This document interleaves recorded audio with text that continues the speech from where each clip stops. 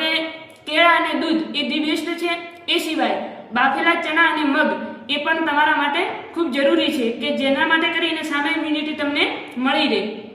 તો એ પણ તમારે શું કે જેટલી તમે કસરત કરો એટલે તમારી જે એનર્જી વેડફાય છે તો એના માટે કરી અને તમારે એટલો મજબૂત ડાયટ પણ જરૂરી છે। તે સિવાય શું કરવાનું છે તો કે સવારે જ્યારે તમે સ્ટ્રેચિંગ બીજી કરી અને જ્યારે રનિંગ કરી દો એ પછી આવી અને ખાસ એ વસ્તુ તમારે ધ્યાન રાખવાની છે કે દિવસમાં 2-3 વખત કસરતો કરવી કે વારંવાર રનિંગ કરવી કે આખો દિવસ કરવું એવું નહીં કરવાનું। દિવસમાં એક જ વખત સવારે આટલું 2 કલાક વર્કઆઉટ કરો એટલે પરફેક્ટ તો બસ એ કામ થઈ જશે। બીજું કે અઠવાડિયાની અંદર 2 વખત એબીસી કરવાનું રાખો। એબીસી ડ્રીલ્સ જે આવે છે એ પણ જોઈ લેજો કે શું હોય છે તો એ પણ કરી લો। પછી હળવી સ્ટ્રેચિંગ એ બધું કરી અને તમે તમારી જે દોડવાની જે ક્ષમતા છે એને સાવ ઓછા તો 15 થી 20 દિવસની અંદર તમે 8 થી 10 મિનિટ તમે ઘટાડી શકો છો।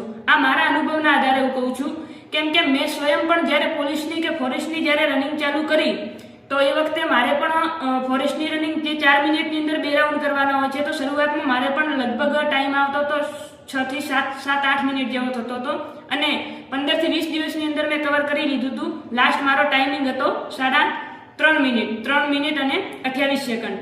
ત્યારબાદ પોલીસની અંદર પણ 8 મિનિટ